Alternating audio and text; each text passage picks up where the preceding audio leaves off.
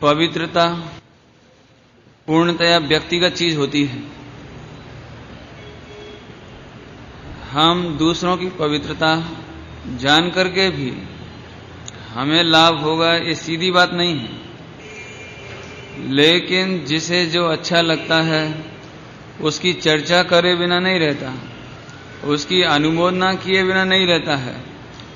इसीलिए हम भी गुरुदेव श्री के व्यक्तिगत पवित्रता, व्यक्तिगत भक्ति, व्यक्तिगत जो अर्पणता थी देश शास्त्र गुरु के प्रति,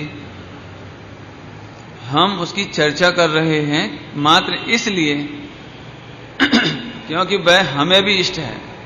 हम भी चाहते हैं कि हमारे जीवन में ऐसा जीवन होवे।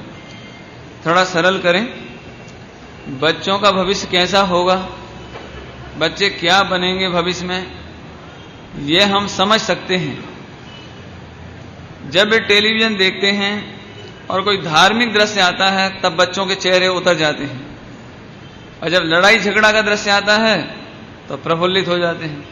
तो हम समझ जाते हैं कि ये बच्चा भविष्य में हिंसक बनेगा, ये हिंसा करेगा, लड़ाई झगड़ा करेगा, तूफान करेगा। लेकिन बच्चा जैसे ही गंदे दृश्य आते हैं, अरे ये तो बेकार है, और जैसे ही भक्ति के दृश्य आवे, परिवार के अच्छेपन के दृश्य आवे, तो बालक प्रमुदित होकर देखता है कि देखो कितना अच्छा, ऐसा होना चाहिए, पढ़ाई करने वाला ऐसा होना चाहिए, फर्स्ट पास आने वाला ऐसे होना चाहिए। समझ में आ रहे? तो ये दृष्टांत दिया आपको। ऐसे ही गुरुदेव श्री के जीवन के बारे में है।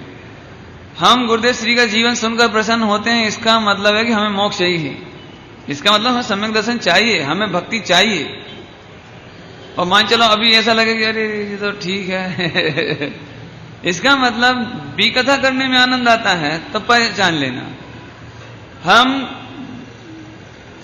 भक्ति की चर्चा करते हुए कह रहे थे कि गुरुदेव श्री और दोनों बहन श्री, इनके जीवन में एक दिन भी प्रमाद नहीं देखा गया। सुबह इसकी चर्चा थोड़ी सी की थी अपन ने, एक दिन भी प्रमाद। कितना उत्साह, कितना समर्पण, कितनी भक्ति,